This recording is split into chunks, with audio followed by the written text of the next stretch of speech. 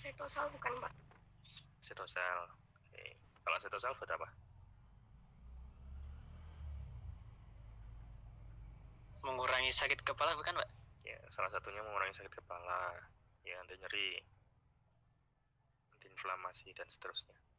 Ya, jadi salah satu turunan dari asam salisilat adalah asetosal atau asam asetil salisilat. Seperti itu. Lanjut. Nah, di sini kita akan menguji kira-kira gimana sih pembuktian kalau tubuh kita itu mengalami keracunan asam salisilat atau turunannya. Seperti itu.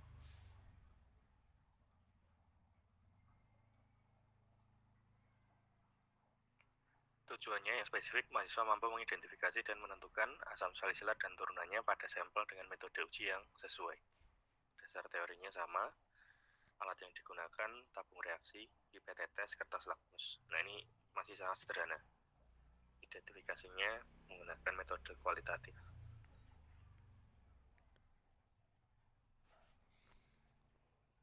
Kemudian, bahan yang kita gunakan adalah pereaksi Trinder, kemudian ada HCl, ada NaOH, ada sampel urin,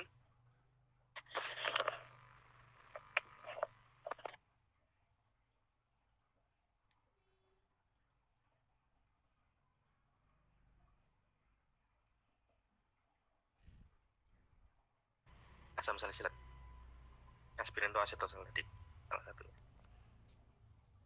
Kemudian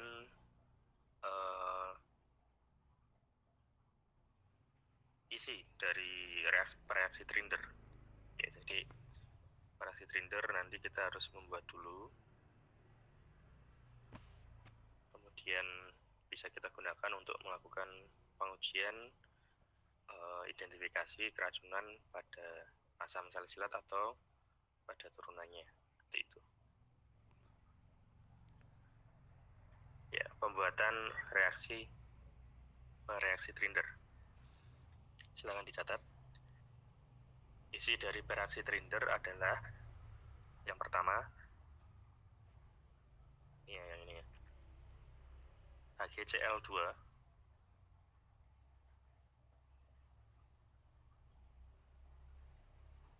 Hg nama kimia dari apa? Ada yang tahu?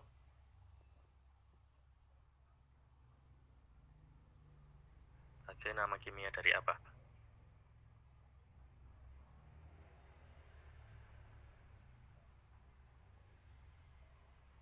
Raksa bukan, Pak? Raksa. Ya, betul. Jadi Hg itu raksa. Jadi kalau HgCl2 berarti raksa klorida. Nah, HgCl2 yang dibutuhkan yaitu 8 gram. Ya, itu yang pertama. Yang kedua, FeNO3 tulisannya kayak gini. Bentar.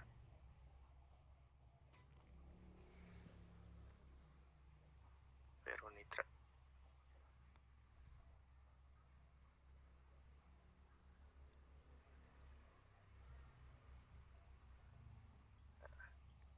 Itu butuhnya 8 gram juga.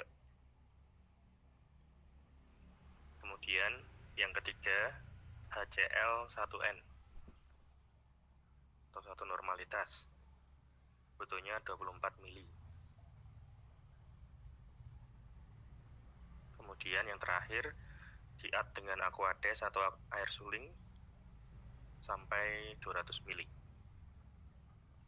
Nah, itu isi dari reaksi Trinder.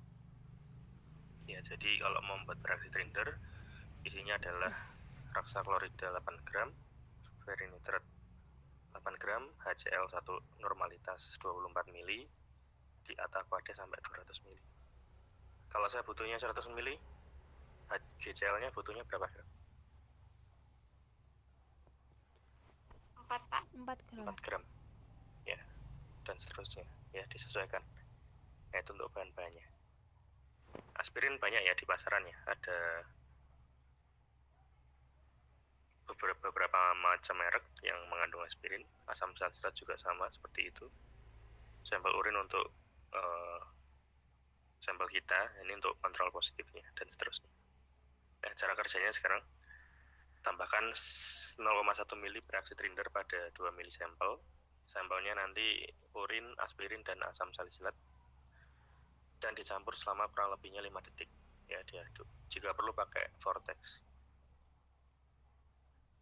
Ya, ini dilakukan di tabung reaksi. Kemudian didihkan 1 ml sampel dengan 1 ml HCl. Ya, selama kurang lebih 10 menit. Lalu didinginkan dan jika perlu disaring jika ada endapan. Kemudian dinetralkan dengan ini 1 milinya ditambahkannya tetes demi tetes larutan natrium hidroksida atau NaOH. Ya, bisa menggunakan kertas lakmus, bisa menggunakan pH meter, bantuan pH meter. Nah, seperti itu. Kemudian jika terbentuk warna violet yang kuat, violet warna apa?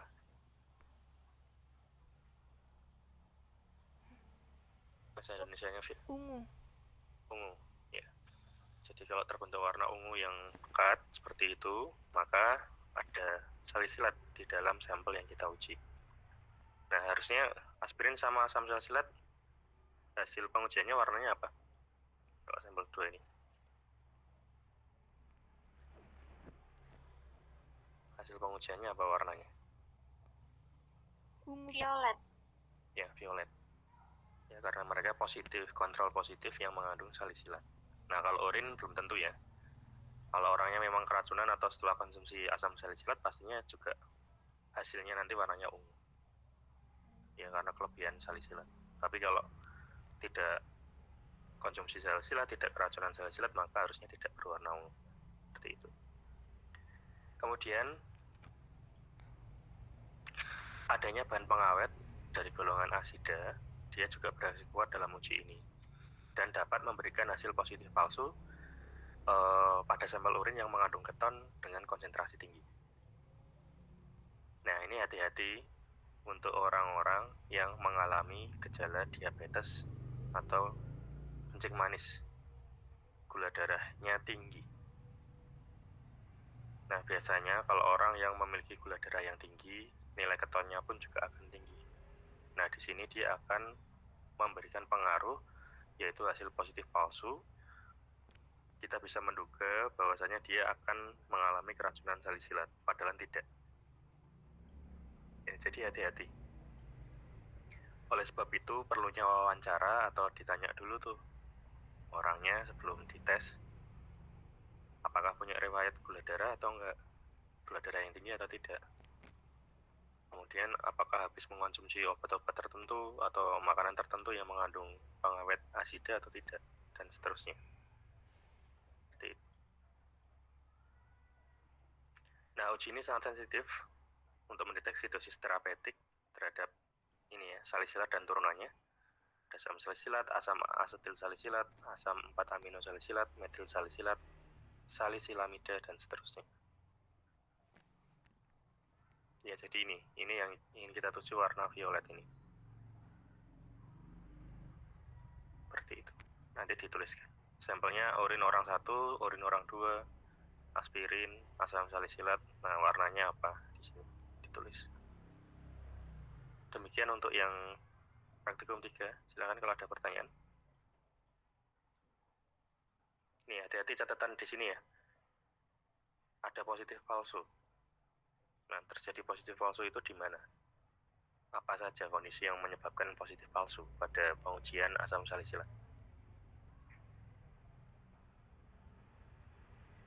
Silahkan kalau ada pertanyaan sebelum saya lanjut ke judul keempat. Pak, saya mau bertanya, Pak. Ya. Itu kan Sustain. Paracetamol kegunaannya untuk apa? Analgesik dan antipiretik, Pak. Ya, analgetik antipiretik. Ya, untuk menurunkan panas dan untuk menurunkan atau menghilangkan rasa nyeri. Seperti itu. Nah, tujuannya untuk mengidentifikasi dan menentukan paracetamol pada sampel dengan metode uji yang sesuai. Biasanya kalau dokter menyarankan minum obat penurun panas seperti ini maksimal berapa hari?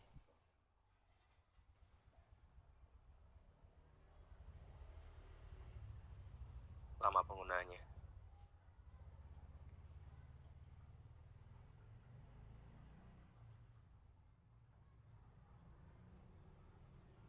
Atau boleh lama.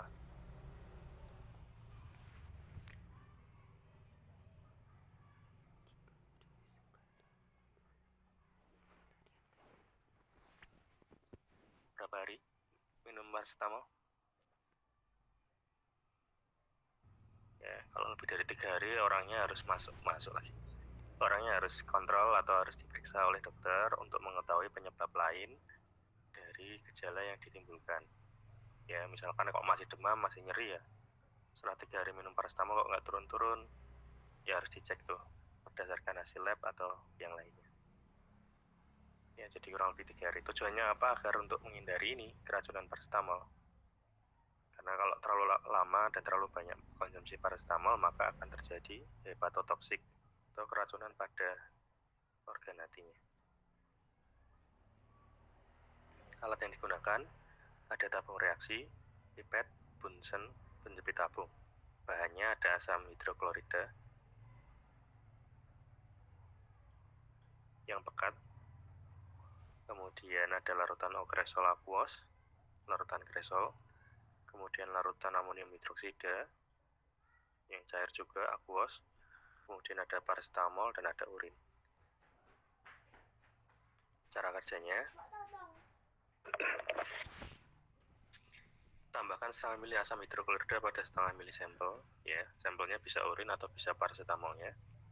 Didihkan selama 10 menit dengan Bunsen dan kemudian didinginkan.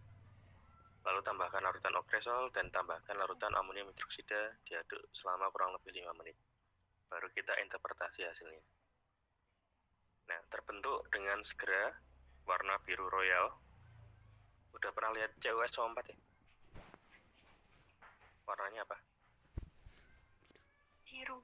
Ya, birunya kayak gitu. Warnanya hampir kayak gitu. Ya, menunjukkan keberadaan paracetamol. Jadi, kalau sampelnya kontrol positif paracetamol harusnya warnanya biru. Nah, kalau yang diurin ya tergantung. Kalau orangnya habis minum paracetamol terlalu banyak ya harusnya warnanya biru juga. Nah, uji ini sangat sensitif dan akan mendeteksi paracetamol pada dosis terapi dengan rentang 24-48 jam. Jadi saya hari ini minum paracetamol 1 hari ini, 2 hari lagi saya dites pakai tes ini masih berwarna biru harusnya. Kemudian hanya amina aromatik, contohnya adalah anilin. Di sini anilin menghasilkan para aminofenol juga sama dengan paracetamol dalam urin. Setelah dia dilakukan hidrolisis di dalam tubuh, dia juga dikenal sebagai pengganggu. Jadi di sini nanti warnanya kalau habis konsumsi anilin, warnanya tesnya akan berwarna biru juga, sama dengan paracetamol.